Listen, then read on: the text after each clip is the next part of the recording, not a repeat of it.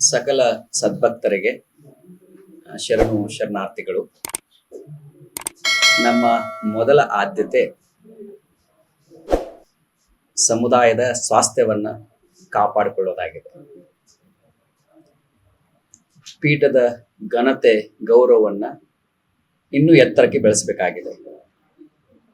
ಆತ್ಮೀಯ ಸದ್ಭಕ್ತರೇ, ತಾವು ಪೀಠಕ್ಕೆ ಆಗಮಿಸಬೇಕು.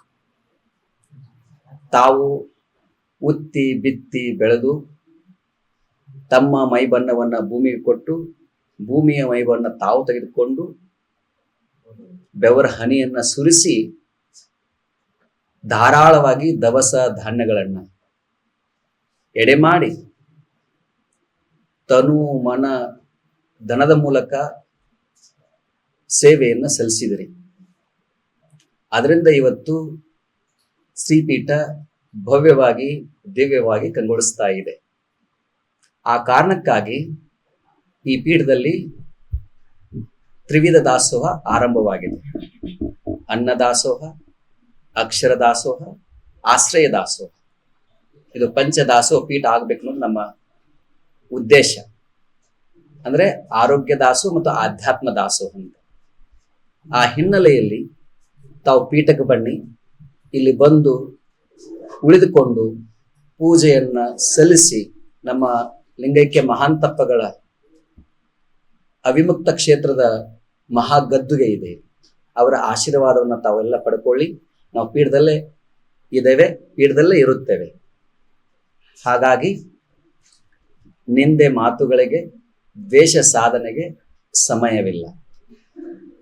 ನಿಂದಕರೇ ನಮ್ಮ ವಂದಕರು, ಅವಮಾನವೇ ನಮಗೆ ಸನ್ಮಾನ, ಮುಳ್ಳಿನ ಹಾದಿಯೇ ರಾಜಬೀದಿ ಅಂತೇಳಿ ಭಾವಿಸಿ ಬದುಕುತ್ತಿರುವಂಥವ್ರು ನಾವು. ನಮ್ಮ ಮುಂದೆ ಸಾಕಷ್ಟು ಮಾಡುವಂತಹ ಕಾರ್ಯ ಬಾಹುಳ್ಯ ಇದೆ. ಈಗ ಆಗಿರೋದು ಸಾಸಿವೆಯಷ್ಟು ಆಗಿಲ್ಲ, ನಾವು ಮಾಡ್ಬೇಕಾದ್ರೆ ಸಾಗರಷ್ಟು ಕಾರ್ಯವಿದೆ. ಆ ಕಾರ್ಯ ಕಡೆಗೆ ನಾವು ಸಂಪೂರ್ಣವಾಗಿ ನಾವು ತೊಡಸ್ಕೊಳ್ಳೋಣ. ಯಾಕಂದ್ರೆ ಆ ದೂರದೃಷ್ಟಿ ನಮಗಿದೆ. ಈ ಜಗತ್ತನ್ನೆಲ್ಲ ಪ್ರವಾಸವನ್ನ ಮಾಡಿ ಬಾಲ್ಯದ 8 ವರ್ಷದಿಂದ ಇಲ್ಲಿಯವರೆಗೆ ನಾಡಿನ ವಿವಿಧ ಮಠ ಪೀಠ ಆಶ್ರಮಗಳ ಅಧ್ಯಯನ ಮಾಡಿ ಹೆಚ್ಚಿನ ವಿದ್ಯಾಭ್ಯಾಸಕ್ಕಾಗಿ, ಆ ಜ್ಞಾನದ ಹಸಿವಿಗಾಗಿ ಋಷಿಕೇಶ, ಹರಿದ್ವಾರ, ಹಿಮಾಲಯ ಅಂತೇಳಿ ಶ್ರೇಷ್ಠ ಗುರು ಮುನಿ ತಪಸ್ವಿಗಳ ಸೇವೆಯನ್ನು ಮಾಡ್ತಾ ಅವ್ರ ಪಕ್ಕದಲ್ಲಿ ಕೂತ್ಕೊಂಡು ಸಾಧನೆಯನ್ನ ಮಾಡಿ ತಾಯ್ನಾಡಿಗೆ ಮರಳಿ ಯೋಗದ ಮೂಲಕ ಜನಗಳಿಗೆ ಯೋಗಯುಕ್ತ ರೋಗಮುಕ್ತ ಅನ್ನುವಂತಹ ಅಭಿಯಾನದೊಂದಿಗೆ ಔಷಧಿ ಇಲ್ಲದ ಆರೋಗ್ಯದ ಮೂಲಕ ಸಮಾಜದ ಸ್ವಾಸ್ಥ್ಯವನ್ನು ಕಾಪಾಡುವಂತಹ ಕಾಯಕವನ್ನ ಕಳೆದ 1.5 ವರ್ಷದಿಂದ ಮಾಡಿದ್ದೇವೆ. ಪೀಠಕ್ಕೆ 2018ರಿಂದ ಇಲ್ಲಿವರೆಗೆ ಪ್ರಾಮಾಣಿಕವಾಗಿ ಕಾಯ ವಾಚ ಮನಸ್ಸಾಪೂರ್ವಕವಾಗಿ ಈ ಮಠದ ಘನತೆಯನ್ನ ಎತ್ತಿಡುವಂತಹದ್ದು. ಸಮುದಾಯದ ಅಸ್ಮಿತೆಯ ಪ್ರಶ್ನೆ ಬಂದಾಗೆಲ್ಲ ಆಯಾ ಸೂಕ್ತ ವೇದಿಕೆಗಳಲ್ಲಿ ಮಾತನಾಡಿ ಸಮುದಾಯಕ್ಕೆ ಪ್ರಾಮಾಣಿಕವಾಗಿ ನ್ಯಾಯ ಕೊಡಿಸುವಂತ ಪ್ರಯತ್ನವನ್ನ ಮಾಡಿದ್ದೇವೆ. ಆ ಹಿನ್ನೆಲೆಯಲ್ಲಿ ಈ ಸಂದರ್ಭ ಪ್ರಶ್ನೆಗಳಿಗೆ ಉತ್ತರ ಕೊಡುವುದಿಲ್ಲ. ನಮ್ಮ ಹತ್ತಿರ ಪ್ರಶ್ನೆಗಳಿಗೆ ಉತ್ತರ ಇದೆ, ಸಮಸ್ಯೆಗಳಿಗೆ ಸಮಾಧಾನವಿದೆ,